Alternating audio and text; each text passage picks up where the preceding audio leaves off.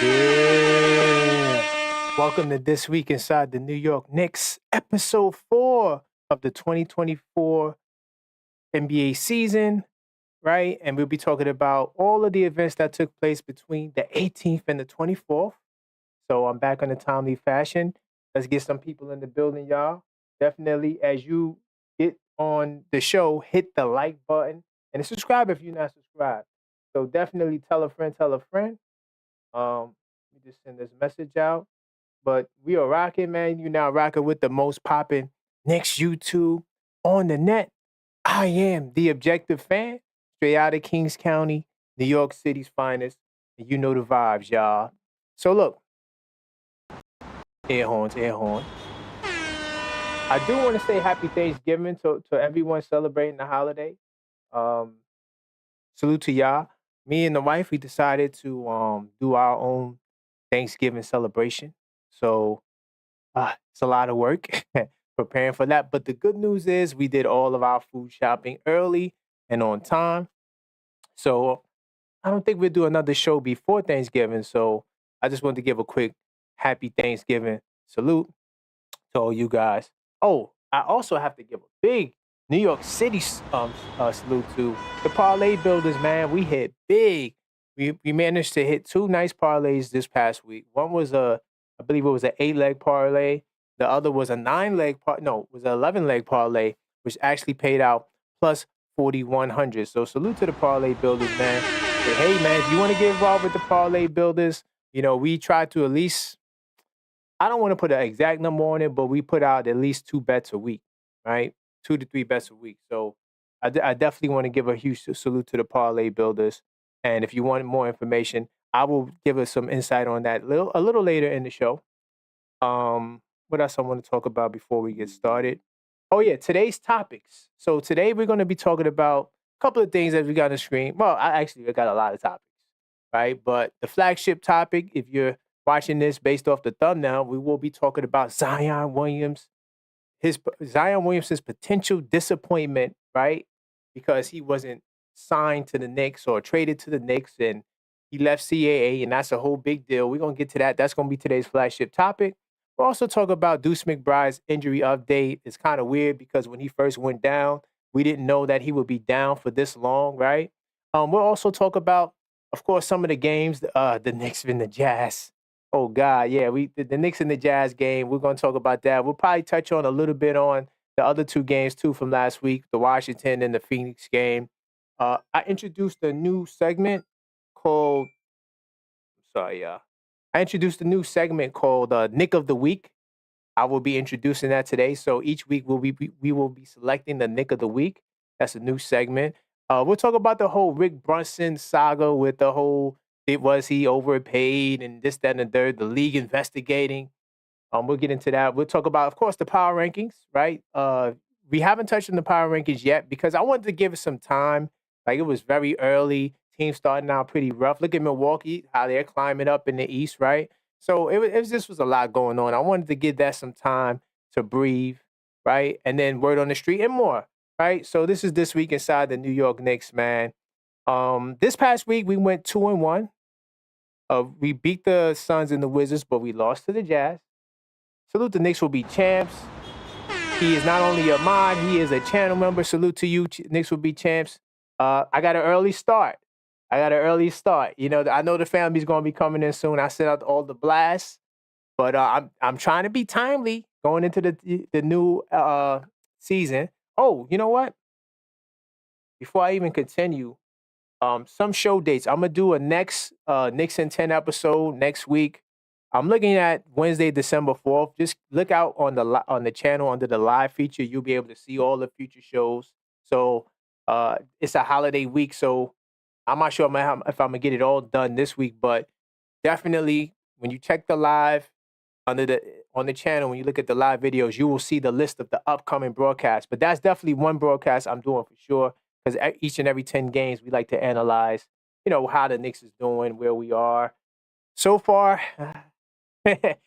Guys, I mean, it's mixed reviews. We'll see tonight. We got Denver, and I might touch on that Denver game tonight too, just a little bit.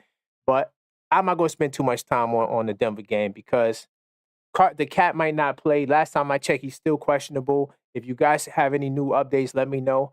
Of course, I haven't, I've been preparing for the show. I didn't get a chance to check the news, but we'll touch on that tonight. We'll look at ESPN. But like I said, this week we went 2-1. And yes, anytime you could go above 500 in a week, it is a successful week. But to be honest, guys, we took a pretty bad loss.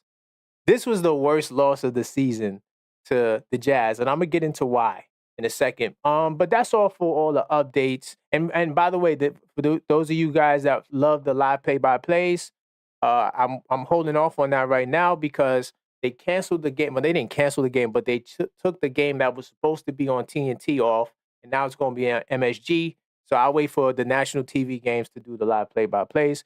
Without further ado, let me jump into research mode. And I want to start off, not on the channel, I want to start off giving out some salutes. So I do want to give a big time salute to, is this the Thanksgiving? Hold on. Before I get into the Thanksgiving, to Hubie Brown. Hubie Brown, salute to Hubie Brown. New York City, salute to Hubie Brown. A lot of you guys may know him as a commentator for ESPN, and I think he worked for a bunch of broadcasts. He's 91, and he's retiring. Salute to this man, to go this long, deep into your 80s and work and call games is to me is very special.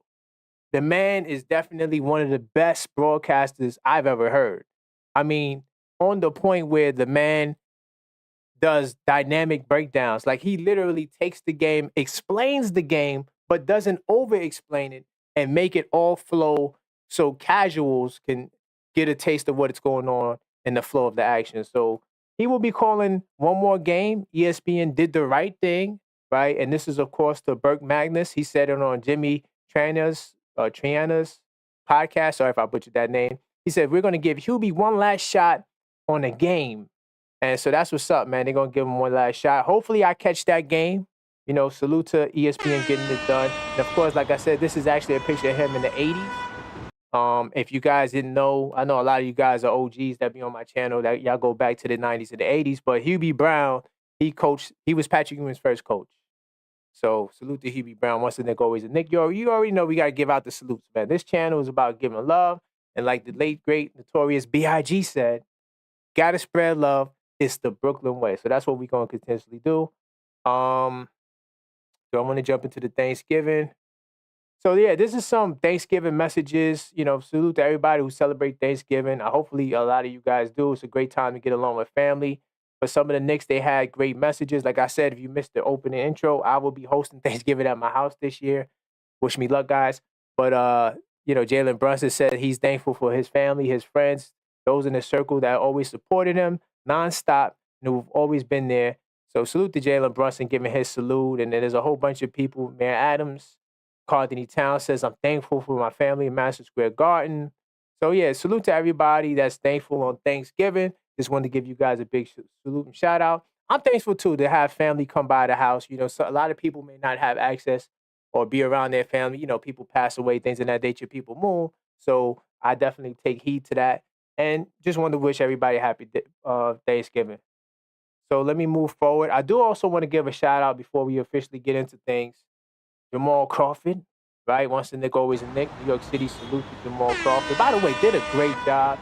He called his first game of the season, road game of the season. I believe that was against the Suns. And, he was excited to be there. And by the way, he and the other new guy, I can't remember his name, the young guy that came from Boston, they did a great job. They did a great job. I believe that was the Jazz game. They did a great job calling that game. So salute to them, holding it down. And it looks like if Jamal sticks around, and it looks like he probably will, the future's in bright hands when Clyde decides to walk away. So I definitely want to give Jamal Crawford that huge salute. Let me see what else I want to talk about. Let's jump right into the Jazz game. Why not? Jump right into the Jazz game. So the Jazz game. This game, like I said, was the worst loss of the season. No, it's not the first time we lost to a below 500 team. That, of course, would have been when we lost to the Atlanta Hawks in Atlanta, or should I say at home, because Atlanta is New York's home. As you know, all the Knicks fans. We travel everywhere, so salute to Knicks Nation everywhere. But that was the first time we took a loss to a below 500.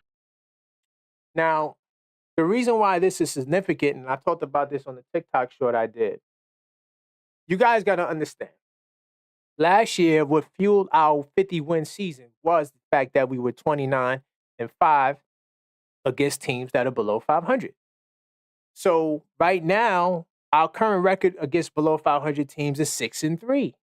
Now, if the trend changes and we do better, go above the board, plus 500 against teams above 500, I believe that number was 26-21 or something like that. But it was either way, it wasn't a winning record, right? When you go back and you look at it, if that's going to change the tide of that, then maybe we might give up a couple of games, no problem. But if we're not beating the teams that are above 500, which right now our current record against teams that are above 500 is, I believe it's 4-5. No, 3-4. So our current record against teams that's above 500 is 3-4. So if you're not beating the above 500 teams and you're struggling more against the below 500 teams, you're going to be a worse off team than you were last year. So that is a concern. And this game to me was supposed to be a win, and it wasn't. So let me see what you guys talking about in the chat. To me, that's a crazy question, man. Double D. To me, that's a crazy question, man. Do we really need him? He's damaged goods. The brother says that, hey, he wanted to come to the Knicks. This is what the brother's saying. We're going to get into that a little later, Double D. Don't worry. But I'm just telling you what the brother said, what was said. And I'm going to show you how Knicks fans feel about this. We're going to break that down later. Don't worry. Stick tight. I'm breaking down This Week Inside the New York Knicks. This podcast is dedicated to documenting the Knicks 365, 7 days a week. You give me 50 minutes, I give you the Knicks. So that's what this is about. So right now we're talking about this Jazz game. As you can see, I got the topics on the other side of the screen over there, basically letting you know what we're going to be talking about tonight. So right now we talk about this Jazz game. So that not winning this game to me is a setback. I'm not gonna say it's a huge setback because it's still early and it's a new team. But one of the things I'm gonna say off the rip before I even pull up my notes is that size. We knew coming into this game. Salute to you guys if you follow me on TikTok. If you follow me on TikTok, my name is the same. The Objective Knicks fan. Same spelling, same everywhere, across the board. IG, Facebook. And on TikTok, I said it in the matchup preview, because I do one for every game. I said that the size is concerning because the last time we went up to size like this was when we went up against the Cavaliers. And of course, we lost that game. In that game, they had their two big guys, Twin Towers, right? Mobley and the Fro, right? And they also had Dean Wade playing at 6'9", playing the small forward. How many of you guys remember that? And remember, Brunson had to guard him, and it was crazy. So Utah has a similar setup, but they got the 2 7-footers with John Collins. So I always knew that the size would be an issue because Utah actually uses their big guys in the paint the way it's supposed to use their big guys. So that was always a concern for me. And honestly, what's more alarming is that Tibbs didn't at least try to put Ariel out there with Towns, right? And you guys know that I'm somebody who wants Towns to be a 5. I'm not somebody that's saying Towns has to go to the forward. I'm not that guy. Okay, and if you need to know because you wasn't here, my pick would have been Precious Achiuwa at the 4 spot. Keep Towns at the 5, Precious at the 4, and they can interchange. Sometimes you give Precious the tougher assignments, the guys that want to bang and bruise, and then you put Towns on the 4. But either way, the point that I'm saying is I didn't like the fact that the adjustment wasn't made to try to put more size on the floor because defensively you were being exposed. The Utah Jazz, and I got it right here. I could actually show you on the screen. The Utah Jazz shot 55.9% from 3. See that? That's a season high. And the Jazz coming into the game were amongst the league's worst teams in terms of shooting threes. And the reason why they were getting a lot of 3-point attempts is because the Knicks had to over double in the paint. And then not to mention Laurie Marketing, 34 points, 9 rebounds. John Collins, 20 points, 13 rebounds, right? Not to mention all of these things, right? So the size was a problem. The size was a problem. I'm not saying to not start this lineup. Like, even if Tibbs wants to stay with this lineup, he can definitely stay with the lineup. I'm not necessarily against it because we've seen how good this lineup could be. But at the same time, when something is not working, because he did have Mikal Bridges. Mikal Bridges sat out the fourth, right? But he didn't go with a big. He went with Payne, who was a smaller guard. But something's got to give. Something's got to give. And by the way, salute to everybody that just joined the chat. Definitely subscribe if you're not subscribed already. Hit the like button. Let's get the likes up, y'all, so we can get more people in the building. Salute to Maxine. I see you, Maxine. I see Maxine in the building. Salute to the mods. Salute to all the mods out there in New York City. Salute. Definitely get the likes up, y'all, and share. Tell a friend and tell a friend. You're now rocking with the most poppin' Knicks YouTube channel. Let me see what you guys saying in the chat. Knicks will be champ says, I still think Cat needs a rim protector to play beside. And Knicks will be champ, salute to you. Because you have definitely been consistent with that. I don't have a problem with it, but I think that moving Cat to the 4, and even if you bring in Precious Achiuwa, right? Realistically, even if we bring Precious Achiuwa in to start, teams are going to put the 5 on Precious and then put the 4 on Towns. You see what I'm saying? And now, at least with Precious, in my argument, Precious doesn't have to clog up the paint. But if you want to put them out there with Mitchell Robinson, now you don't have 5-out basketball no more. Remember, that's exactly what they said they wanted to do. They want to play 5-out basketball. The minute you put Towns to the 4, Mitchell Robinson to the 5, there's no more 5-out basketball. And your offense might take a hit, right? It might take a hit. It might not take a hit. I don't know. But like I said, Knicks will be chance. I want Precious out there. We see Maine says the kid can't stay healthy to save his life. Why we want him? We're going to get to that, Maine. That's flagship. Stick around with me. Stick around. We're going to get there. All right. Let me move forward. Let me see anything else with this game. The boards. Speaking of size, this is another reason why we lost. 52 rebounds to 40. We're minus 13 on the glass. They got 43 defensive rebounds. That means that, we got 11 offensive rebounds, but they capitalized off our poor shooting percentages, which was 39% from the field, well below our season average, and 33% from the three-point line. Sorry, my body was in the way. My head, see? Right above my head. You see that? See that? 33%. Then this team doesn't get to the free throw line enough. And like I said, when I do the Knicks in 10 segment next week, when I do that show, I'm going to point out all the numbers. I'm going to show you guys all the numbers and things that I come up with showing why this team is functioning the way they're functioning. But even if you want to look at, this is why you got to watch the games. Because when you want to do the stat sheet hustle, right, the box score hustle, you see the 10 rebounds. This is rebounds and steals. See the 10 rebounds and the 10 blocks and the 10 steals, right? That right there is smoke and mirrors. Because we had a 17-0 run in the third quarter, which helped. I believe we tied the game or we took the lead, whatever it was. That run helped because we were down big in the third. That run helped catapult us to come back into the game. The problem is when the basketball wasn't on, when it wasn't on runs, when it was a straight half-court basketball, the Jazz was protecting the ball, playing the way they're supposed to, the Knicks underperformed. So, the blocks and the steals, that's because that was out of desperation fighting to try to get back in the game. Let me see. And we did force 18 turnovers, which is good, which is way better than we normally do. Right? I believe we average around 14, something like that. In terms of the opposing, no, maybe like 11, 12, around that for the opposing team. But definitely the worst loss of the season. There's some more storylines from this game I want to touch on. Let me see. See what I got here. Check my notes.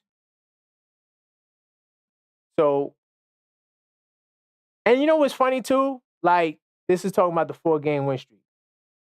What's funny too is that If I show you the news articles before we was lost and we was on this 4-game winning streak, you would have thought the Knicks won a championship. The minute we lose to Utah, all the expectations is gone, right? Granted, it was a bad loss. But at the same time, I feel like this is a game that we needed to happen because I think, and I'm not gonna say I think, I'm gonna say I hope that Coach Tibbs in the future makes the necessary adjustments when he goes up against size. Because you got size on the bench. He could have tried Sims with Towns. Towns, if you go to NBA.com and you look at, or even Basketball Reference, either or, and you look at the percentage utilage or the percentage of utilization at each position, Towns is playing 100% 5. I said I didn't mind him sliding to the 4, later on in the game, some points in the game. But for whatever reason, they don't even want to do that. Now, I'm for Towns continually being the starting center. I don't want that to change. I don't want Mitchell Robinson to start at the 5. I think we'll be all right with Precious Achiuwa starting at the 4. But here's the thing, too, Knicks fans. Who's coming off the bench? Let's say it's Mitchell Robinson or Precious. Who's going to come off the bench? I know Brunson's not coming off the bench. I know Towns is not coming off the bench. I know OG Anunoby's not coming off the bench. Who's coming off the bench? That's a whole nother point, right? So let me see what other news I got here. I'm going to move a little fast. Was on time today. Salute to me for being on time. Let me see. Of course, I talked about Lauri Markkanen scoring 34, right? Crazy. You know what's crazy about this Lauri Markkanen scoring 34? I watched like 5 Jazz games. I saw the game when they played against. They had a big lead. They lost it. I'm trying to think who that was. Was that San Antonio? Yeah, San Antonio. I saw the San Antonio game. I believe that was the game before we played them. And Lauri Markkanen had 4 shots in the first half. And then he responds, putting up 34 points. So, like, when I picked the Knicks to cover the 9.5 spread, by the way, to all the parlay builders out there, that's why we lost the bet, because I picked the Knicks. We got 12 picks right. The one pick we didn't get right was the Knicks covering the spread. I believe it was minus 8.5. Knicks couldn't even do that. I digress. But, yeah, unacceptable, man. But, yeah, but the facts is we are a bad defensive team. And then also the Jazz shot 19 of 34 from downtown. It's crazy. Let me see if I got that article here. I got another article talking about Mikal Bridges being benched. I'm going to touch on this real quickly. Now, I asked you guys a question. Who's going to come off the bench? Who's going to come off the bench? You want to put Mitchell Robinson in the starting 5. You want to put Precious Achiuwa in the starting 5. Who's coming off the bench? 2 choices. Josh Hart, Mikal Bridges. Mikal Bridges was benched the entire 4th quarter, and it was due to his shooting. He scored a season-low 7 points, 3 of 15 shooting from the field, including 6 misses and 7 tries from 3. Not good at all. So his shooting is not that good. And I'm not trying to bash Mikal Bridges. I don't bash players on this channel. If you want somebody that's going to bash players and try, that's not me. I don't do that. However, I'm a Knicks fan, the objective Knicks fan. And I want what's best for the team. I honestly think today, if I had to make a decision between who should start and who should come off the bench, I think Mikal should come off the bench. That's just me. Now, a lot of people, and I think I was going to talk about it in Word on the Street. I'm not sure if that poll was there, but there were some people that commented on the poll because I did a poll talking about Mikal Bridges and whether or not, he should come off the bench. And a lot of you was like, y'all said no. But the reasoning why is because you said, oh, well, you traded 6 picks for the guy. You think I care about the 6 picks? You think I care about the way things look? I want to win a championship. If this is going to help us win a championship, Mikal goes to the bench. The reason why I want Josh Hart to start is because Josh Hart is the Josh Giddey on offense for the Knicks. He helps the reason why you're a number 2, number 3 top ranked team might have dropped after this last performance. I didn't check the latest power rankings. But the reason why you're a top 5 offensive team, offensive rating wise, is because of Josh Hart. And you wouldn't have got there if it wasn't for Josh Hart. Why? Josh Hart getting triple doubles, having games where he damn near has a triple double, right? 9 rebounds, 8 assists, 6 assists, 7 assists. Because Josh Hart is the only other player that can initiate some offense and make plays for others. Yeah, they could make plays for themselves. We've seen OG Anunoby, salute to OG Anunoby, doing his thing in the mid-range. We've seen Mikal Bridges at times take advantage of matchups against smaller guys in the paint. By the way, Mikal is shooting very good from two-point land, right? We've seen Towns do what Towns does, the modern-day post-up, right? Salute to Towns on the modern-day post-up, right? But at the same time, the guy who actually is making plays for other people besides JB, Captain 11, by the way, we're going to touch on them Captain 11 shirts in a minute, by the way. If you didn't get a Captain 11 shirt, I don't know what's going on with you. But besides Brunson, the only other guy who can create offense in the starting lineup for others, not themselves, for others, is Josh Hart. If you take Josh Hart and you put him on the bench and you start Mitchell Robinson, your offense ain't going to be the same. Your defense might get better because now you get interior presence. That's one of the areas the Knicks is bad at. All the efficiency stats in terms of protecting the paint, the Knicks fall short at. So Mitchell Robinson will help there, right? Doesn't make you a better perimeter defensive team. It makes you a better on the interior, but it doesn't make you a better perimeter defending team. And you take away from your offense of efficiency because now Mikal Bridges is going to have to play 2 guard. Like, for real. Like, shooting guard is someone who is also a ball handler. Like when they press and trap, traditional basketball, 2 guard is the first one else out there. So when they trap the point guard and you can't get the inbound in on the full court press, the 2 guards then comes across. Then the small forward comes across if you can't get it past that point. So Mikal's going to have to be able to make plays for others, and he hasn't shown us that he has the ability to do that. Not to say that he can't do it, but he hasn't shown the ability to do that. So that's just my pick. I'm not saying this is going to happen. But Josh Hart, you guys got to watch tonight. Watch Josh Hart and how he manages the offense. Mikal is not doing that. Yes, Mikal is a better scorer. That's not a debate. But when it comes to making plays for others, and we could use Mikal scoring off the bench because we got playmaking off the bench. So Mikal don't got to make plays. You got Cam and Deuce there. You see what I'm saying? So now Mikal goes to the bench and he can make plays for himself and do what he got to do. So let me go to the next point. Jump into some more topics.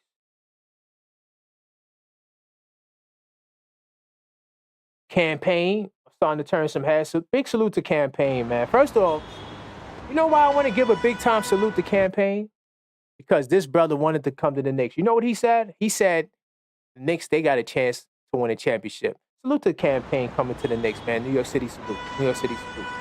By the way, before I get into this Campaign story, I do want to take the time to, because I kind of gave mention to it. I want you guys to take a look at the brand new Captain 11 hoodies and merchandise line. We got hoodies, we got mugs, right? We got hats, right? We got another mug. This is my favorite hoodie right here. So definitely take your time, show the Captain 11. I had to show him love with this line. Salute to my design team, New York City, salute to them. I got more stuff coming. I'm still working on the YouTube integration. I don't know, Google's giving me the runaround. I don't know why the shirts are not on the YouTube, man. But I'm making some adjustments. And if I don't get it up there by the end of this week, definitely making changes. But right now, you could definitely get a 10% discount. And I'm thinking about doing an extra Black Friday. You might look out on Black Friday for an extra discount. I'll put it in the community section. Definitely check out the Captain 11 hoodies.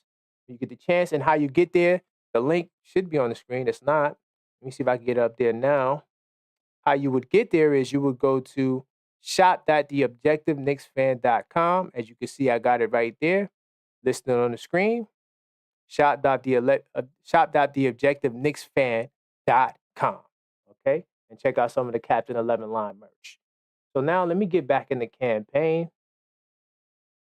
So yeah, campaign to me, very important pick. Like when we got him, I said that he's the Jalen Brunson insurance policy. Something happens to Jalen Brunson, Deuce can start, he can come off the bench. That was always my thought process. You know what I'm saying? When we acquired campaign. And the fact that he wanted to come here, and from day one, this man has been balling. He's shooting 44% from three-point range. And he only trails Karl-Anthony Towns, who shoots at 50%. Salute to the big bodega. So, campaign, this is what he says. Honestly, I just wanted to come and help. Who signed a 1-year contract worth $3 million. When I get out there, I want to be aggressive and utilize my opportunities. Obviously, I'm in there. I didn't know, though, coming in. I just wanted to be the best player I could be every day.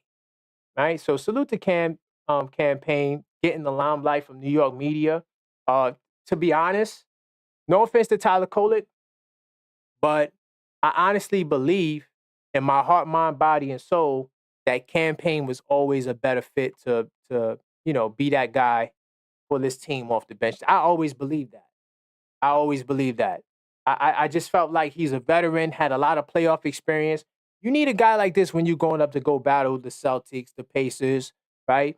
He comes in the game. He's not scared. He's not shy. He's not looking at Tiz when he misses a shot, right? That's veteran poise and presence right there. You know how some guys, you miss a shot, you make a mistake, and then you turn around and you looking at the bench. That's not campaign.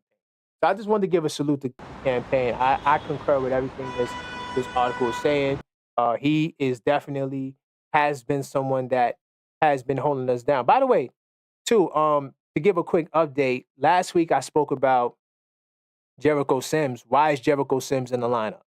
So this is the stat that I said that Tibbs said he was. He said he's the number 1 defensive center in the restricted area. And we know that Towns haven't been that great in the restricted area. And he also says he's great at switching.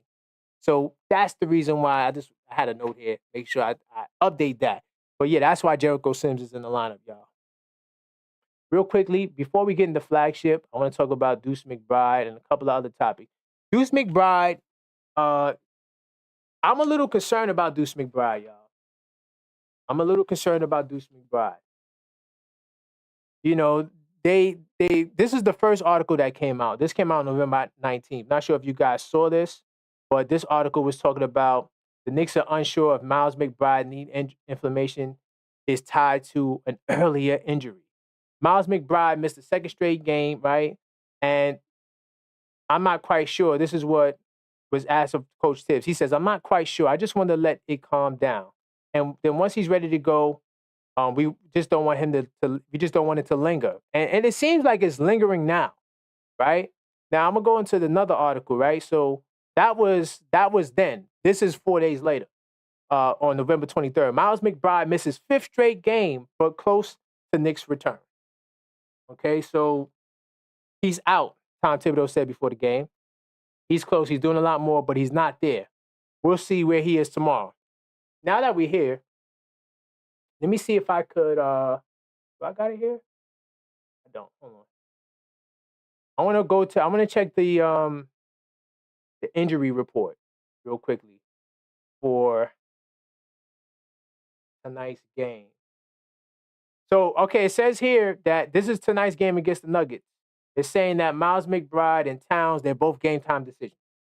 Okay? So they're both game time decisions. Let me close out some windows. So, get back to the Miles McBride. So, right now, he's still a game time decision. Hopefully, he plays. If Deuce does not play tonight,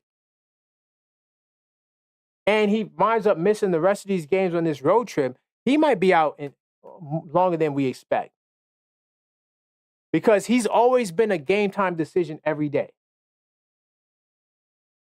It says here, according to Mayo Clinic, the patella femoral pain is defined as pain in the front of the knee around the kneecap.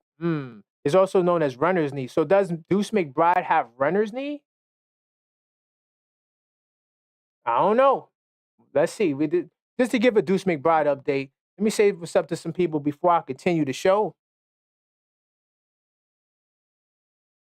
So let me give a salute to Coach in the building. I see Coach in the building. Let's go, Coach. Nick Tate Madness Discord server in the house.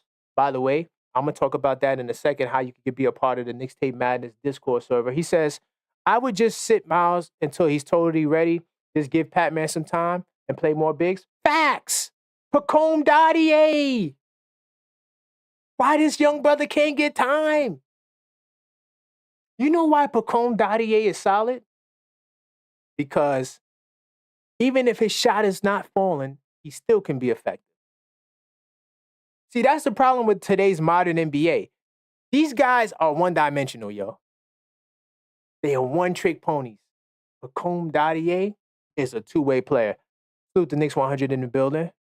Now everyone can see Bridges' flaws, but I told them since the preseason. Oh, my God, Knicks 100. We going there? New York salute to Knicks 100. Oh, my God, we going there early. Oh, my God, Knicks 100. Come on with the haymakers. Salute the new Lord. He says campaign only came to the Knicks to build his stock for 1 year. Knicks might not be able to afford him and Mikal extensions. They could afford Mikal extensions. They could afford Mikal's extension. If I have time, I'll go into the sports track later and show you why I say that. New Lord said Mikal needs to be the point in the second unit. Hell no, New Lord. I disagree with that. Let campaign start over him. Nah, hell no. I disagree with that. No. New Lord. If we're going to change the starting lineup, it's going to be with Mitchell Robinson and Precious Achiuwa. That's the only two guys getting in the starting five. Let me see. New Lord said give 6 picks for Mikal like he's Jason Tatum. You know, the picks don't really matter when you're trying to win a championship, New Lord. Oh, think about it. All the contending teams, they care about second-round picks. Second-round picks has now become the value piece of the NBA. Of course, first-round picks are always the best picks. Don't get that twisted. Knicks will be champs 25-26, says 5-out basketball isn't going to beat Cleveland, Indiana, or Boston. I'm going to say Boston. And when we get to the Knicks intent, matter of fact, I think I'm going to do a show, y'all. It's probably going to be a level-headed Knicks talk. I'm going to talk about Boston. I'm going to compare us to Boston to see exactly where we are, where we're going. I'm going to do a show on that. I'm going to say this. I think it could be Cleveland and Indiana because Indiana pretty much plays the same way. Cleveland, to me, here's why I think we could beat Cleveland. Yes, we're not good defensively, right? And yes, they have a way better defensive rating than we do. The reason why they have a really good defensive rating is because they got the Twin Towers. On the inside, they dominate the paint. That's one thing about the Cavaliers. I got to give them credit. They dominate the paint. So on the perimeter, against a team like the Knicks that is perimeter-centric with a lot of guards that can create their own shot, I think that gives the Knicks the edge against the Cavs. And we got big men, too, that could defend. We got Mitchell Robinson. We got Precious Achiuwa, right? Until we make a trade, those guys are still here. So we got the bigs on the inside that could rebound and defend. So that's my only take with that. All right, let me see where I'm at. Good timing. I'm going to read some more articles. I was going to talk about the ball movement. See, this is what I'm talking about. When we was on the 4-game winning streak and everything was looking like, damn, we going to the Eastern Conference Finals, you've seen articles like this. Knicks elite ball movement reaching historic levels. Now, granted, the ball movement was amazing. 30 more assists in 3 consecutive games. Hasn't been done since 94-95. Y'all see that?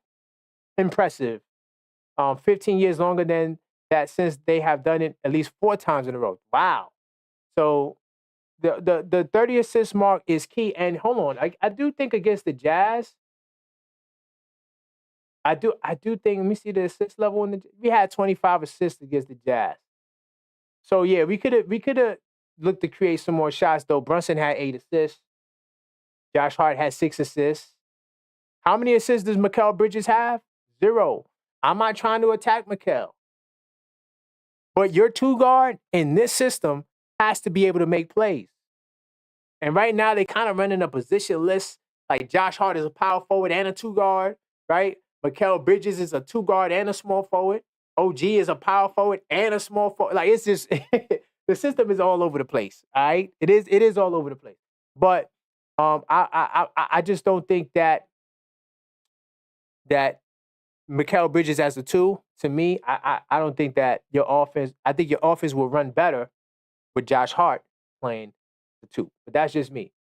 I do want to talk about Rick Brunson, right? I do got that on the topic screen. So Rick Brunson, they NBA did a probe trying to see if there was some sort of foul play in the promotion for Rick Brunson because he was elevated as the lead assistant coach. Salute to Rick Brunson, right? New York City salute to Rick Brunson for getting the job. And the NBA wanted to probe because they was like, did the salary or did the promotion come with like more salary than he's supposed to get? And also, was it based upon what Jalen Brunson sacrificing his money? Listen, the NBA, y'all caught us for tampering. Yes, we tampered. We did it with Jalen. When Jalen came, okay, they fined us 200, second round pick, some 100,000, something like that. Can't remember, right? It ain't nothing to it. It ain't nothing to a G. We got millions of second round picks. All right, yeah, we did that. All right, but this right here, come on, man. The man has been with Coach Tibbs his whole career as a coach. Like, why would that be out of the question that the man get the lead assistant job? There's a lot of guys that's on this assistant staff that are first time with Tibbs, haven't been with Tibbs that long. This man has been with Tibbs for the longest. So Jalen Brunson, he got into it, right? And he said he's a person who's been around the NBA for a long time, who has been around, right? Tom Thibodeau, longer than he's been around the NBA. Think about that. I think he understands the business. I think he understands the game. I think he understands the head coach. So he's more than qualified. Look at the way he taught me and raised me. This is Jalen Brunson. And how I've seen an impact in others at different levels of basketball, high school, college, and the pros. That's Jalen Brunson. Salute to the captain, by the way. Definitely go get you the Captain 11 shirt, right? Like we said, shopped at the objectiveknicksfan.com. But salute to Jalen Brunson standing up, standing tall for his pops. Everything that I just said, Rick Brunson has been there. Go look at Rick Brunson's coaching career. It's all with Tibbs. Come on, they got to knock that off. Let me see before I check the comments again. Let me keep it moving. Let me see. Got some calls here. I don't really care. I think we beat it on the nail with this Rick Brunson stuff. Let me move forward. This was another positive news article. I'm gonna skip this though. This was talking about the Knicks offense, how it was running at all cylinders. And it's true, but I don't even want to get into it. I don't feel like logging in. I'm gonna jump into Precious Achiuwa real quickly. So, as you guys may have known, Precious Achiuwa and Mitchell Robinson, they both joined the Knicks on this West Coast road trip. I think Mitch came for the Utah game. I don't think he was on the prior games, but Precious has been with them all the games, right? And the thought process here is that Precious is close. I'm telling you right now, off rip, whether they start or they don't start, we will be a way better defensive team with Precious Achiuwa and Mitchell Robinson. Because now we got more anchors in the paint, more guys that's going to defend the paint, more guys that's going to put initiative to blocking shots, because I think right now we're like 30th in blocks. So getting Precious Achiuwa and Mitchell Robinson is important, and them being on the road trip, especially Mitch, because I listened to last week's episode, and I said, and I was getting ready to say, I don't want to cause no controversy, right? But Mitchell Robinson hasn't been in nothing Knick this whole year. And then he showed up to the Utah game. New York City, salute to Mitchell Robinson. New York, I don't want to trade Mitchell Robinson. I just want to know what was going on with the brother. How's he doing? We ain't see him. I went to the Knick fan appreciation night. Salute to everybody that was there. I ain't see him. Where's he at? So it was good to see him pop out. But they're getting close. Mitchell Robinson, they're still thinking it's going to be late December, January. Precious, they're taking their time. But Precious honestly could be within 2 weeks from what I've been reading. Let me see. Do I want to touch on the numbers? If I have time, we'll come back to the numbers. This is talking about some of the interesting things of the win streak. Matter of fact, I'll probably talk about this when I do the in 10 games, the Knicks 10 games video. I want to jump into flagship, y'all. It's time to talk about Zion. How many of you guys want to hear me talk about Zion? Time to talk about Zion. Yeah, it's time to talk about Zion. All this stuff I don't want to talk about. So I want to get to the bottom of the Zion stuff. This is where it started. This is where the Zion Knicks thing started. This article right here, right? Salute to Troy NYC. I see you in the chat. Josh give the Knicks a lot of more bang for their buck, rebounding, assist, scoring, and yes, defense energy. Troy, that's what I'm saying, Troy. Salute to Troy. That's what I'm saying. If you're going to change the starting lineup, Josh Hart can't come out the starting lineup. I'm telling you, it's not going to look right. It's not going to look right. Let me see. Coach says the money doesn't match, and we're not really doing nothing in the dark. They really mad at CA Mafia and Dolan willing as a front off. Yes, facts at ownership. Oh, I didn't get to that point. I didn't want to go there, but because that's a whole nother route, Coach. But Coach is right. Salute the Coach, man, keeping us on track. Because it's the pod, a lot to talk about. I didn't want to go through the logistics of that, but just to touch on that real briefly, Dolan is raising a lot of issues and concerns amongst the other owners and the league itself. He's questioning everything, challenging everything. You got 29 votes. He's the only vote saying no. So Dolan is really playing hardball with the league. So this is just an opportunity for the league to kick up some dust and show like, hey, yeah, we calling some shots now too. You know what I'm saying? That's all that was. That's all that was. But yeah, Coach, you're right. Yeah, it does have to do with Dolan. And guess what? On those NBA issues, I ride with Dolan. Salute New York City, salute for Dolan. I'm riding with Dolan on those issues that he's raising with the TV market, like how they're trying to take away games, national TV games, even though we did get back a national TV game. Salute to MSG, the best broadcast network in the NBA. I listen to all of them. I got League Pass. I listen to all those guys. They all do a good job. Nothing like MSG, right? So I'm riding with Dolan on that issue because it's like what makes the NBA unique is the local broadcast networks. We get the best comment. This is not the NFL. You guys listen to the NBA inside the NBA TNT. You guys listen to that. They got great commentary, but do they give you that Knick commentary? Do they even know who the players are? They're just up there just freestyling. And I love them. Salute to them. They legends. But they don't know the Knicks like that. They don't know. Like, I'm watching Toronto, right? Toronto don't play no national TV game. I listened to three of their broadcast shows. I learned way more about the Toronto Raptors than I ever could learn if they played 6 games on TNT. Because the local networks and broadcasts give you that feel. They give you that feel of what a franchise is supposed to be, right? So, yeah. By the way, let's get the subscribers up. If you just tuned in and you're not a subscriber, hit the subscribe button, hit the like button. Oh, hit the bell icon too so you get all notifications, and hit the like button and tell a friend to tell a friend. You're now rocking with the most popping Knicks YouTube channel on the net. Let me see anything else I want to say. I see on the phone.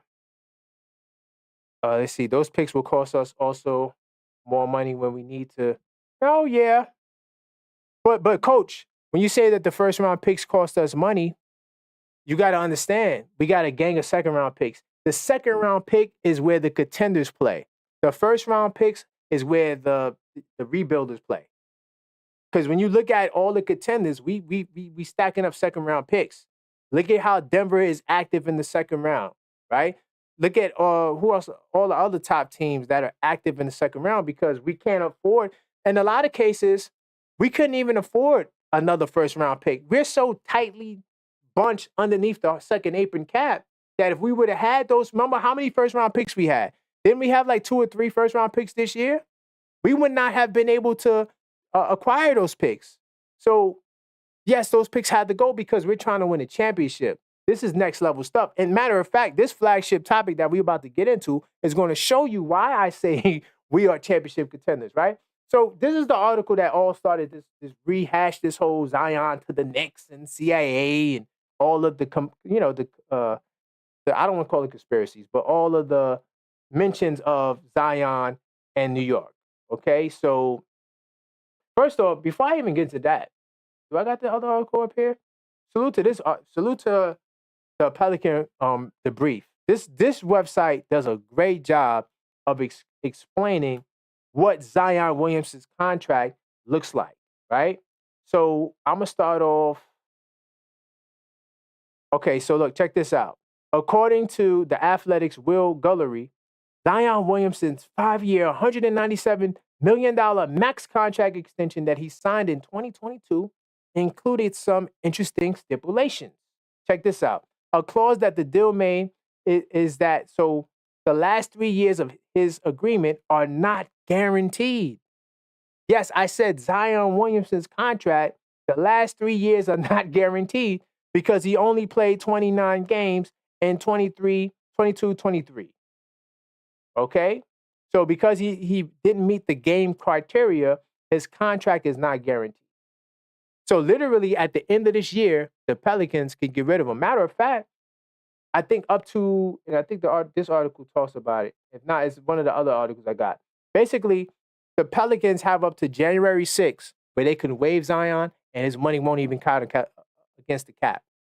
Similar to how the Exhibit 9 and 10 contracts works, or the Exhibit 9 contracts work, where if you waive a guy by January 6th, it won't.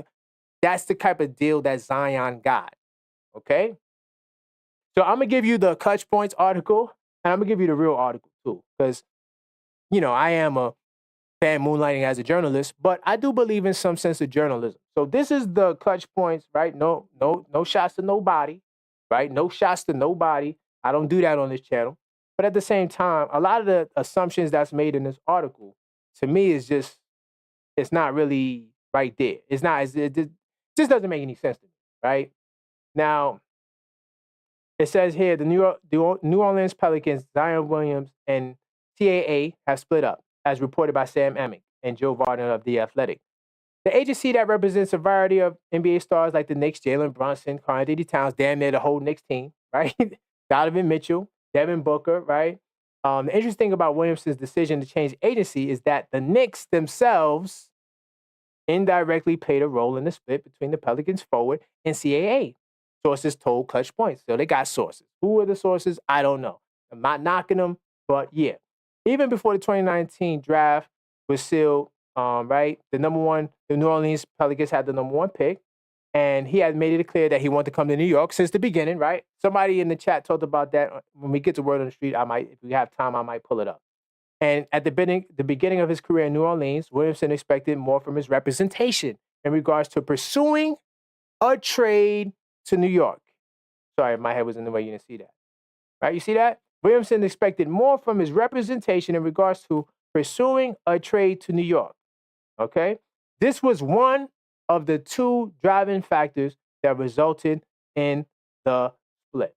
So this is Zion Williamson's contract, by the way. I got his sports track right here. This is Zion Williamson's contract. Okay? Not guaranteed. See that? Details right down here. Not 2024-25, 50% guaranteed, 1725, right? Non-guaranteed, fully guaranteed, 7/15/25. So literally, the Pelicans could literally wipe this contract clean anytime they want to in the offseason before July 15th, 2025. Okay? So this is the contract. He's due to make $39 million next year and $36 million this year. But because he won't reach certain benchmarks, only 50% of the contract will be guaranteed. And there's certain criteria in the contract. Let me see if I can find it real quickly. Because unfortunately, I can't highlight what I read. But this year, I believe it's 51%. Hold on, I got a lot of articles. So it says here his contract will be fully guaranteed for the 24-25 season as long as the Pelicans don't waive him. Okay. His contract for the 25-26 season, 100% protected. Okay. Right? I just talked about that. Okay, cool. But I believe it's still like a game restriction though. Like if he doesn't play a certain amount of games, he doesn't get paid a certain amount. Either way, his contract is a messed up contract. Right? So a lot of people speculate, that's all speculation, right? That he wanted to come to New York. I don't know if he wanted to come to New York. I'm just telling you what the reports said, okay? And it started with this article here, Clutch Points. Now, all of the other publications that we typically use, like this right here, Zion Beecher Report, or hold on, is this the Beecher Report article? No. I had another article talking about Zion. This is talking about his injury. He's not going to be coming back. See, so this is another thing too. Like, to the people that say you want Zion, and I'm gonna show you. So here's the poll I did today. This is to the people that said they want Zion, right? So reports suggest that Zion Williamson left CA because they was unable to get him a trade to the Knicks, right? Do you think the Knicks should have pursued Zion? So 110 votes. I posted this like 6 hours ago. 110 votes. I'm going to say no. 72% of Knicks fans say no. 18% say yes. 10% say they still can do it. Yeah, salute to the people that still want Zion. Now, I want you guys to tell me if you want Zion after you hear this. Okay? So Zion Williamson, Clutch Points has it. Zion Williamson season off to a rough start in New Orleans. After seeing 31 minutes per game in 6 of the team's first 9 games of the season, Williamson has not played since November 6th due to a hamstring injury. When he has played, it's been a tale of two different players. Over the first, third, and fourth games of the season, he made 12 of his 47 attempts, roughly 26%. In the other 3 games, Pelicans star dominated the paint, making 35 of his 57 attempts, which equates to about 61%. So he's up and down with his performance. And being that he's up and down with his performances, right, and he doesn't have time on the floor, he's never going to reach his peak.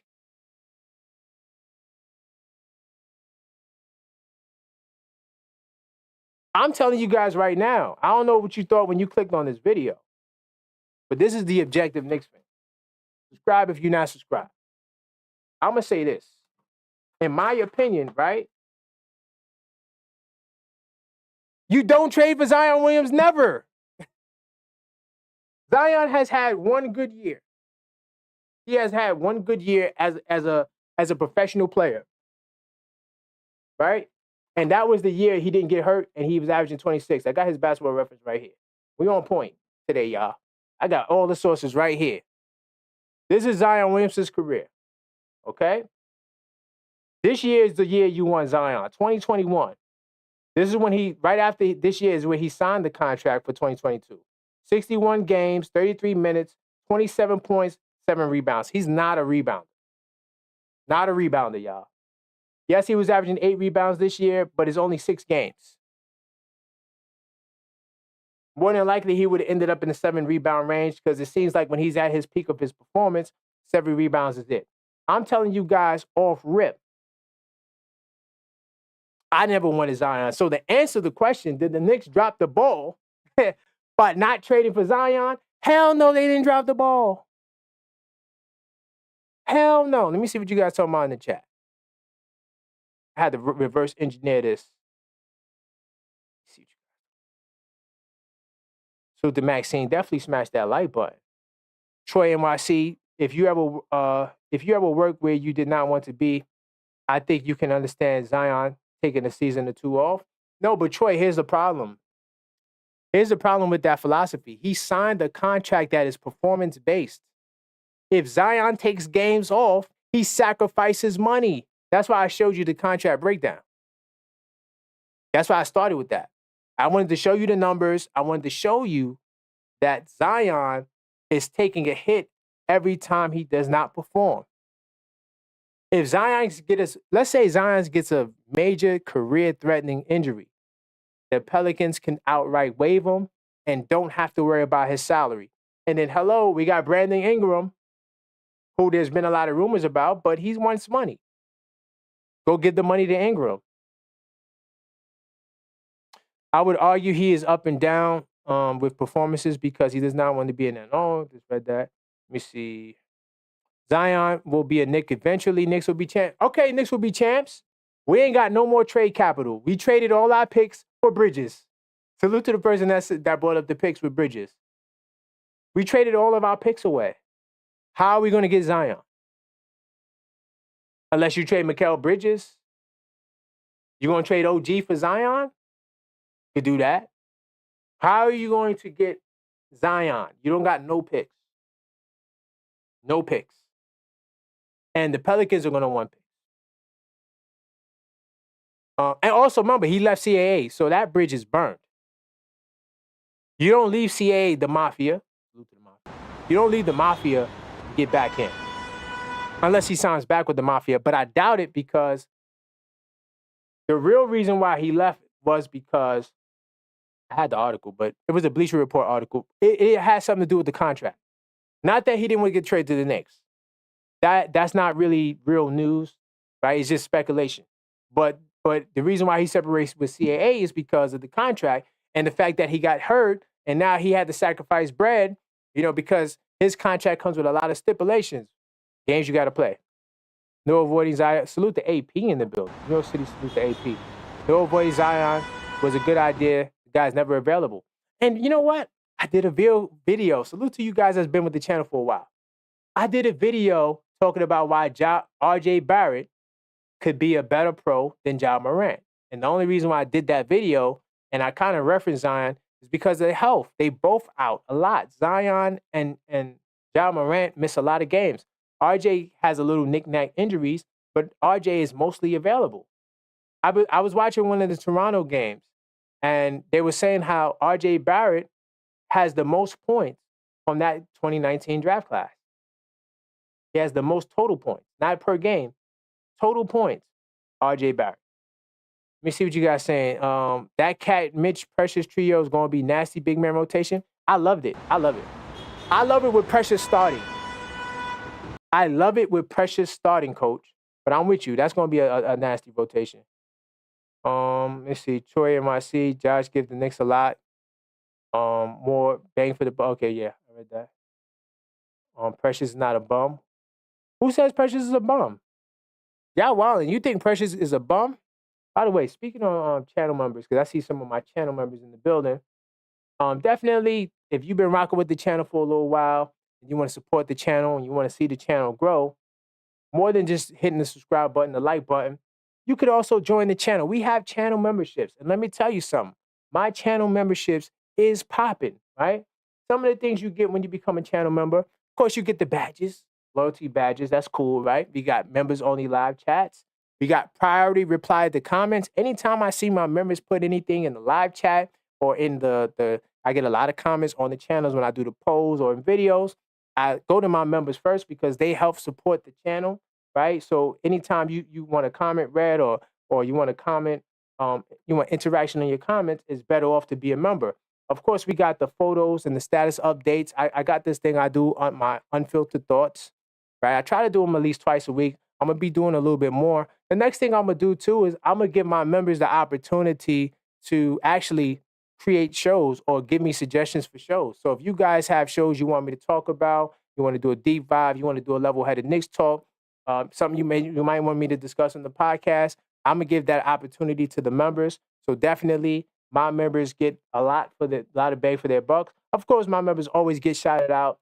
And also, you get discounted merch on the merch, the Captain 11 hoodies that I showed you guys earlier at shop.theobjectiveknicksfan.com. The members get an extra special discount on all the merch. And also, not listed here because I didn't update it yet, but I probably will. I'm going to try to do it this week. All members get access to the Knicks Tape Madness Discord server where we have a 24/7 Knicks chat, 24/7 NBA chat. It's official. Coach is in there. Sam is in there. Salute to Sam, by the way. Sam is also a channel member. Salute to everybody that's a part of the Knicks Tape Madness Discord server. We chat throughout the game. Like tonight, we'll probably be talking throughout the game. And so definitely joining the membership at $4.99, the intro tier. You get a lot of bang for your buck for your $4.99. It just doesn't just go to waste, right? I give a lot of value because you guys rock with me, so I got to give you a lot of value back. And that's just the $4.99 package. Now, the hardcore, salute to the hardcore parlay builders. The hardcore package comes with everything in the starter package and more. So more exclusive video, member-only videos for hardcore Knicks fans. And one of the shows that we do is the Parlay Builder Show. The Parlay Builder Show is a show basically dedicated to us making picks together. And boy, let me tell you something. We got like 15 solid parlay picks that you can run with on any given night. Any given night, our picks have been hitting at over a 90% hit rate. And then we actually put together parlays and actually take out bets together. So I posted the screenshots. I mean, hey, like I said, we almost hit a plus 1,400 parlay if the Knicks. What killed us was we hit everything. 13 pick parlay. We hit everything. When I say we hit everything, we hit I mean, like we was hitting stuff like if a dude had 2 blocks, he was getting 4 blocks. Like we was hitting stuff like that. And the Knicks messed us up. I was so cocky. Because look, we won 4 games in a row, right? I literally watched Utah fall apart against the Spurs without Wemby. I literally watched it with my own eyes. So I said, okay, the Knicks will cover that minus 8.5. I was so confident. Boy, was I wrong. I should have picked it the other way because I kind of felt like the game would be tough because Utah was tough. I mean, they was blowing out San Antonio before they came back. But yeah, that's what you get with the parlay builders, y'all. We connect on all your other social media, right? And more members-only content exclusively for the hardcore Knicks fans. And of course, you get access to the Knicks Tape Madness Discord server. So definitely join the channel. It helps support and grow the channel. And I do appreciate all my members, right? We are a family in this joint, especially the Knicks Tape Madness Discord server, right? Not everybody who becomes a member wants to go in the Discord server. It's fine. But if you do want to go in the Discord server, I'll put up another link tonight for all the members who haven't joined to join the Discord server. All right? So that's all for that. Where was I? Talked about Zion. Started reading comments. I think we beat the Zion stuff to bed. I mean, we talked about his injuries. We talked about the $40 million non-guaranteed contract. So to those who say that Zion's going to be a Knicks, how? I mean, how is that going to happen? We don't got no assets to trade for him. Unless you're going to hope. Now, you can hope and pray that the Pelicans, let him walk. And then you think that you could sign him for the low, but you ain't got no money to do that. Everybody's tied up. You're going to have to trade away one or maybe even 2 of your starters for Zion because he makes that level. He makes that level money. Let me see what else I want to jump into. We talked about Deuce. Let's see what time. How are we looking on time? I got a couple of more minutes. Let me see. You know what? I'm going to do this. So I'm going to jump into the Knick of the Week, y'all. So I got a new segment. You know what? I jump out of research mode for this segment. I jump out of research mode. I don't have no special. Next week, I'm going to have a special graphic. So this week's pick from November 18th to November 24th, this week's pick for Knick of the Week, right, is no other than, I wish I had drum rolls. I don't, right? But make it a pause. It's the Captain 11, man, Jalen Brunson, man. Salute to Jalen Brunson. He's the Knick of the Week. Got to give it up to the captain, man. And I'm not doing that just because I got his shirts. There's no bias. Listen, this is the objective. I'm not saying it because we got the Captain 11 shirts. Or hoodies, rather. I'm not saying it because of that. Shop.theobjectiveknicksfan.com. I'm not saying it because of that. I'm saying it because, in my opinion, Jalen Brunson had the best week. Now, the games that we're looking at for the week is the last 3 games, which was the Jazz, the Suns, and the Wizards, right? Yeah. The Jazz, the Suns, and the Wizards. That's why he's the player of the week. Jalen Brunson, he was averaging 26 and 11. Not averaging. He had 26 and 11 against the Wizards in 30 minutes. I know you're going to say, oh, well, it's the Wizards. Don't matter. He did it against the Wizards. I don't got other games. I only got these games, okay? Then he had 36 and 10 against the Suns. He shot 7-11 from threes, and it was one point he made 5 straight threes. He made 5 straight. We thought that he was going to hit 9 again.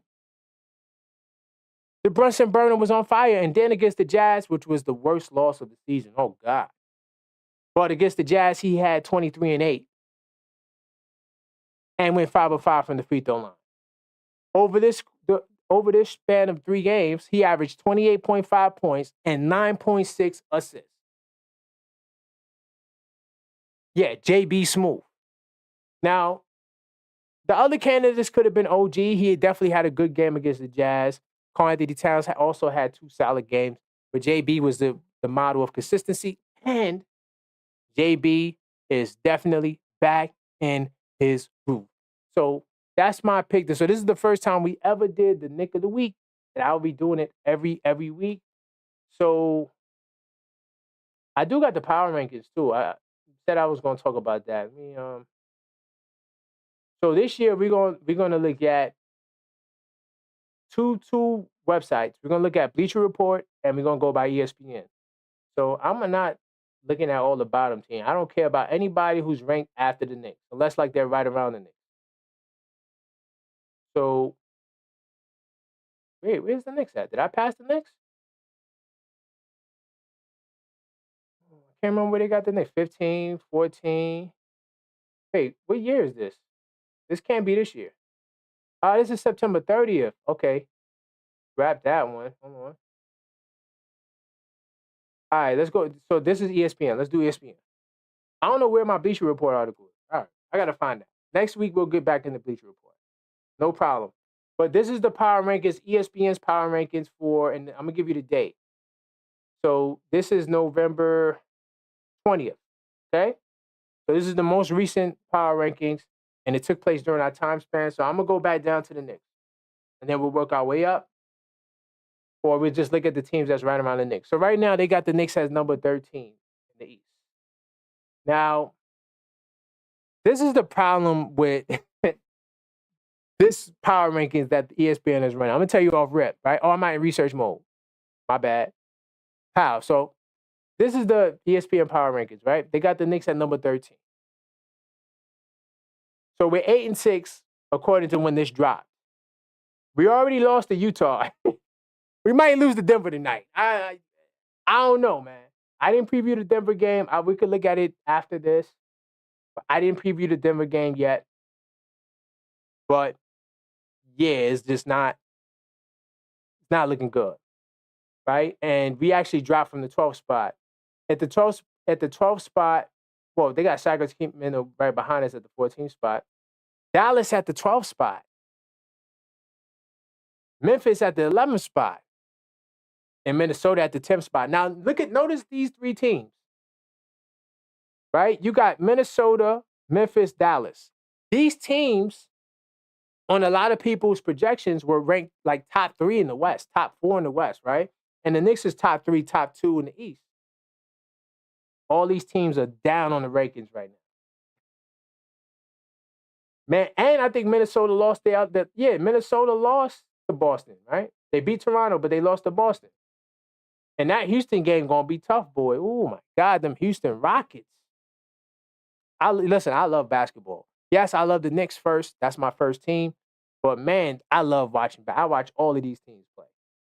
And I'm telling you right now, even the Toronto game, right? Well, they beat Toronto, but that was a good game, right? So I don't have a problem with the power rankings right now. Knicks really didn't start off well. If you want to go look ahead of them, Orlando, yeah, Phoenix, okay. We beat Phoenix though, but Lakers 7, Lakers gonna drop. Denver gonna rise up. But how Denver all right, whatever. Denver top 6. Houston, they deserve it. So that's the power rankings, man. We'll keep an eye on it to see if they trying to play us. Right now, I'm not mad at 13. I'm not. Because the Knicks have not been what I thought they should be. And 13 is a fair ranking. And let me get to word on the street. And we probably wrap here because I covered on a lot of the major topics. I'm not going to touch on oh, you know what? Let's preview the game because I see some of you guys talking about Cat's going to drop 17 tonight. Let's preview the Nuggets game right quick. Let's see who's going to be playing. I know that we got that up in the next couple of hours, 9 o'clock to be precise. So, yeah, Towns is still game time decision. Do y'all see anything elsewhere about Towns and Deuce? AP says no more trading out more than we get back. Facts. I'm riding with that. Knicks 100 Pac-Man has the highest ceiling of all the rookies. That's a fact. Pac-Man does have the highest ceiling. I agree with that. Knicks will be kept. Zion will look good next to Wemby. Zion will look good to any five that can pick and roll and do a little offense in the post and play a little and definitely play post defense. He'd be really good with any. Because remember, that's what he was doing with was that Vujicic that was there? Who was there last year? Was it Valanciunas? I can't remember the center of the Pelicans last year. Whether it was Valanciunas or one of them, they were really solid in pick and roll. They would do the 4-5 pick and roll. That's something I want to see.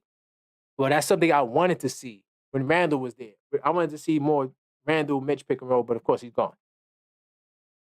Let me see. In fact, Precious handle has changed drastically. Yo, Precious is a threat. See? And here's the thing, Knicks 100.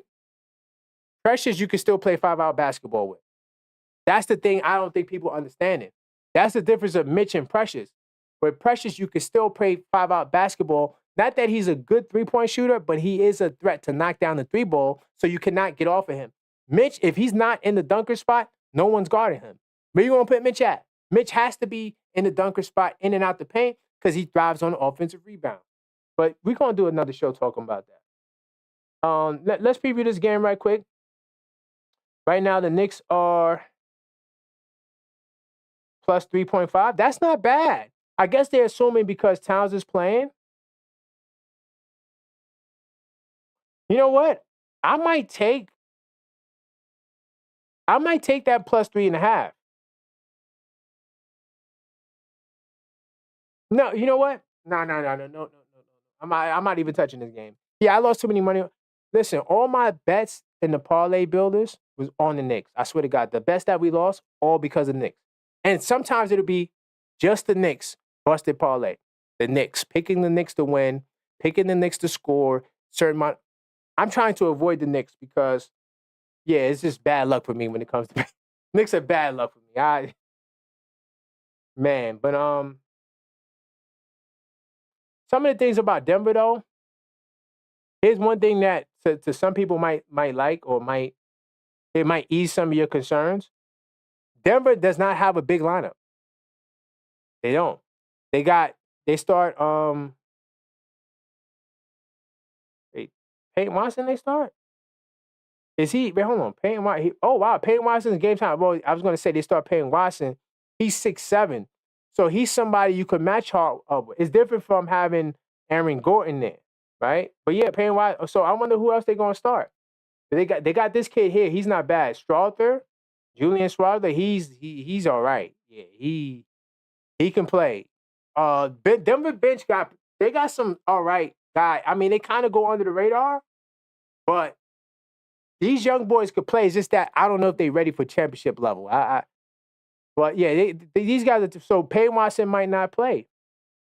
Okay, but he was the other guy. So Josh Hart could match up with them. Christian Braun. You could throw Brunson on. I mean, Braun gets busy.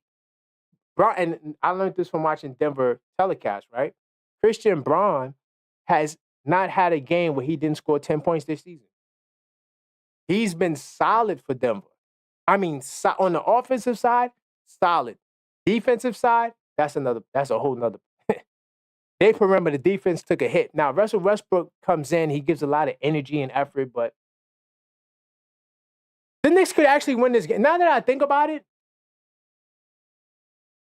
the Knicks can win this game. If Denver struggles just an ounce on defense, the Knicks could definitely win this game. I'm riding. It's possible. It's possible. And then I'm going to wrap on this, y'all. Word on the street. So we already talked about Zion. So I'm gonna touch on a couple of other polls. I didn't do too many polls last week. I'm going to start here. With the Knicks heading into their longest 5-game road trip of the season, how do you think they will fare, right? So I'm level-headed, right? So I'm not going to always go undefeated, and I'm not going to always go, like low. Like I'm not going to say we're going to be 2-3. Right? I'm always optimistic. So because we lost one game, I'm going to say 3-2. So 315 Knicks fans voted. All right, let me move my head up. So you got 36% that says that the Knicks will be 3-2, and 41 says the Knicks will go 4-1, right? 20%, the optimistic guys, of course, this was before the Utah loss. They said we would go 5-0. So Knicks fans, pretty level-headed. Salute to all the level-headed Knicks fans that rock with my channel. Let me see. Keep it real, Knicks fans. After watching the Cavs lose their first game, this was when they lost to Boston. How do you feel about future regular season and potential playoff matchups? Now, remember, this is before the Knicks lost to Utah. Okay, so 2-4-1. I'm still gonna say we beat them like we normally do. I'm riding with the city, y'all. Your city salute to me. I'm riding with my team, and there's a reason why I'd say we could beat them. But 76%, honestly, they're optimistic, and like I said, this was before the Jazz game. 7% say the Cavs are better than we are. I thought that was interesting. That, some fans they're willing to give the Cavs that credit. Now, the 76% that honestly think we could beat them, we're basing it off history, right? We're basing it off history and how well we think the Knicks can do going forward. So that's why that 76% is high. I guarantee you, if I put the same poll up tomorrow, you might get more, it's too close to call, or a little bit more, the Cavs are better than we are. It's too close to call, 17% of the vote, and we beat them like normally, 76%. Let me say why I still think we beat them. And I kind of hinted towards it earlier when we was talking about it.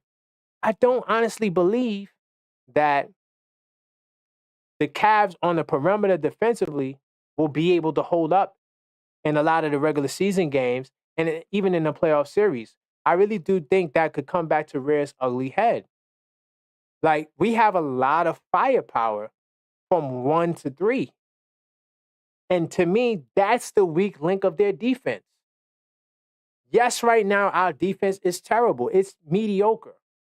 But that's because we got key injuries to Mitchell Robinson, who's a defensive anchor, and Precious Achiuwa, who's somebody that can play the little 4-5 and puts a lot of energy and effort to defending. You add those two guys to the lineup and maybe tweak your lineup, you will become better defensively. So because of that, and I've seen what we all seen what Mitchell Robinson did 2 years ago, going on 3 years ago to the Cavs. He had them looking shook. What did the Fro say? What did he say? He said, "Oh man, it's like this moment is too big for me." I can't remember the exact words, but it was something like that. Them orange and blue skies, they were shaky at best. The only one that came to hoop was Donovan Mitchell. Then I watched the Boston Celtics game, and we saw Garland look like playoff Garland that disappears when the moment gets too big. So I honestly believe with my heart, mind, body, and soul that we can beat the Cleveland Cavaliers. And that's not a debate for me. When it gets down to serious basketball, I think we could take it to them. Do I want to kid you? Let's do it. The Knicks' tough loss last night to the Jazz. What do you think was the number one factor in the loss? Okay, because we talked about it. Let's just read the poll. 204 votes. Typically, when I get negative news, I don't get as many votes. Like when it's like, oh, the Knicks lose, less people come out. But I'm gonna put the Knicks was undersized. Shockingly, of the 205 votes, only 24% of Knicks fans say that it's because the Knicks were undersized. They say it was the terrible 3-point defense, which also to me is a big reason why. But I really do believe it was the size, man. Those guys, because they play in the paint. It's not like Milwaukee where you got Brook Lopez from 25 feet out. These guys actually play in the paint. I watched them. They take advantage of matchups. And 20% say it was the poor field goal percentage. Knicks shooting 39%. So that's all for Word on the Street, y'all. I think I'm going to end the podcast here. Let me see what you guys saying. AP says, I'm not sold on the Cavaliers. If you look at their records, a majority of sub-500 teams. I didn't want to... AP, you are so right. But I told 3 people this. Listen, I got a Laker fan, my cousin, who's on my... Salute to my cousin. but he's on my heels. Do you know this guy text? Because when we text, we send voice notes. Like, because a lot of times he's driving, I'm on the move. So we send voice notes, right? And yo, every time the Knicks lose, I gotta get a voice. Like tonight, if we lose, I'm gonna get a voice note text, and it's just gonna be him laughing for like 15 seconds. 15 seconds. Okay? And because the reason why he's going so hard on me is because I was saying how the Cavs ain't beat nobody. So anytime we lose a game that we're supposed to win like the Jazz, he's going to text me for 15 seconds. But then he says, oh, but it's an NBA team is an NBA team, so you can't count that. So that's why I didn't even go there. But the Cavs, who did they beat? You know what? Because this is a Knicks show, let's go there. Let's have some fun before we wrap up. Because this is a Knicks show, we're going to pull up the Cavaliers. And we're going to see who they've been playing. We're going to see who they've been playing. So we're going to start off from the beginning. Yeah, yes, the beginning. Right? It's not going to take long. I promise. Let me go back to the research mode. I promise. It's not going to take long. Let me go right above my head. Got the Raptors. You see that? This is the Raptors. They beat them 136-106. We know what their record is. They beat the Pistons.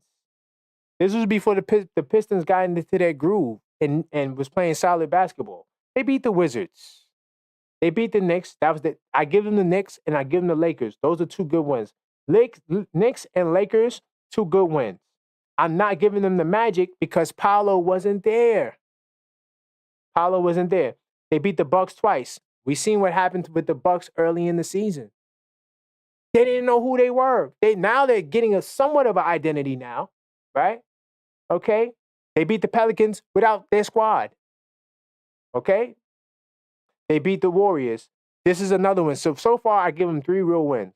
Warriors, Knicks, Lakers. 3 good wins. They beat the Nets. They beat the Bulls. The Bulls is tough. I'm going to give them a half for the Bulls. I'm going to give them a 3.5 for the Bulls. They beat the Sixers.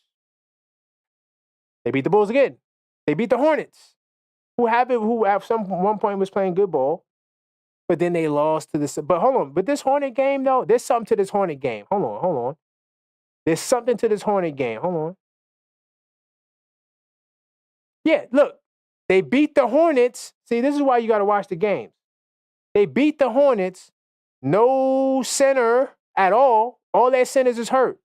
The Nick Smith Jr., what's his name? The Rick, whatever the guy, Smith, whatever his name is that we wanted. Nick Richards, right? And they didn't have Grant Williams. The other Williams, Mark Williams from Duke. Salute to the Duke Blue Devils. They had Grant Williams playing the 5. All right?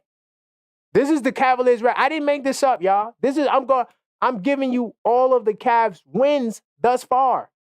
Okay? I'm giving you all of the wins thus far. I didn't add nothing to this jacket. When they finally played a real team, they lost the Boston Celtics, and then they go on to beat the Pelicans without Zion. We just talked about Zion. And then they beat the Raptors again. And I don't even think Quickly's back for the Raptors. They got that boy Grady Dick playing scared. But the first game, he was playing kind of scared. But look, this game, 6 of 17 from I didn't watch this game. 6 of 17 from the field. All right? 6 of 17 from the field. R.J. Barrett didn't have a great shooting game. Porto didn't do nothing. I tell you what, Porto has been playing good ball, but the Cavs, they do a great job shutting down Porto. Bottom line, that's who the Cavs beat. I'm riding with you. Cavs ain't beat nobody. Who you beat? You beat nobody. What Canelo say to all my boxing fans? What Canelo always say? Canelo say, oh, took my camera over. Canelo say, who you fight? You fight with nobody. Salute to Canelo, man. Salute to Canelo. Salute to the boxing fans. But you fight with nobody. That's how I feel about the Cavs. Let me see. They did Knicks 100. I did say they smoked the Bulls. I gave them a half a credit. So hold on. They 17-1. I give them one of the Bulls games. They went 4. They beat 4 good teams out of their 17 wins. Look at this. So you want to give them the Bulls? They beat 4 good teams out of their 17 wins. We just went through their whole season. I took apart your whole season in a matter of 2 minutes. Just saying. Cavs ain't all that to me.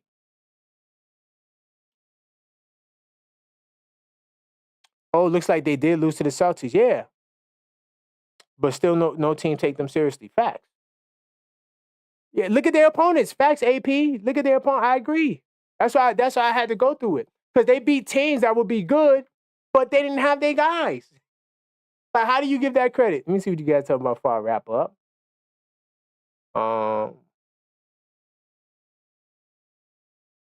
Oh, Troy says, so you're all saying that if Leon works his magic and gets Zion's, you will still hate Zion? First off, I'm the objective fan. I don't hate nobody. As coach, I was one of the biggest dudes that was like, no to Karl Anthony Towns. But when they got Karl Anthony Towns, did my research, said, Coach, you were right. So yeah, if they get Zion, and it's not a bad trade because look, we talk Knicks. So if it's a bad trade, we got to call them out. We can't. Those days are over where we just get happy like, oh yeah, we got Eddie Curry. Eddie Curry wasn't that bad, but I'm trying to think of a guy we trade. Oh, we got Jerome James. Yeah, y'all, we going to the playoff. Them days are over. We're not doing that. We're not going to get happy with getting Vin Baker. We're not going to do that. We're not going to get happy with Glenn Rice. Well, Glenn Rice was... Anyway, I don't want to even recall sad moments. We're not going... Well, McDyess was like coming off some All-Stars. But when we got McDyess, we was hyped, right? But then he got, we know the injury happened. And then... Them days is over, y'all. So if they make a bad trade, we're going to call them out. But if they get Zion for the low... I give him credit. And you know what? You can't count Leon Rose out.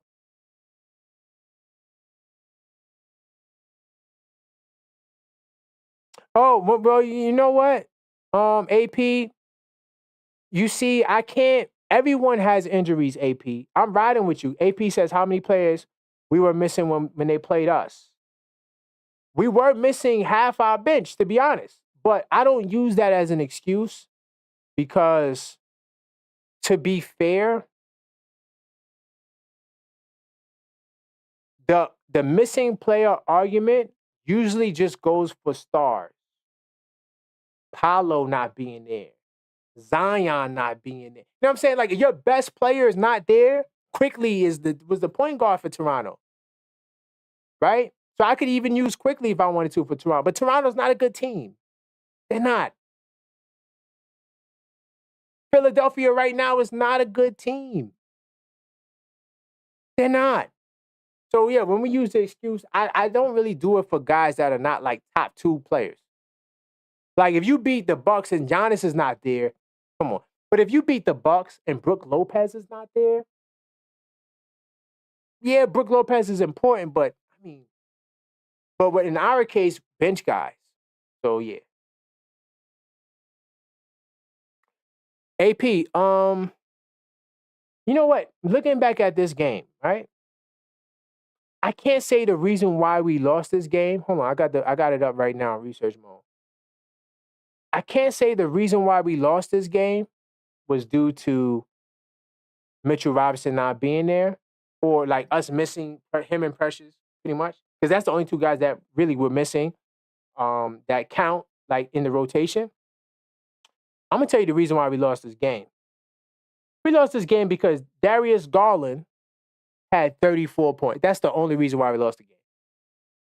This same guy, I call him Mr. Disappearing Act.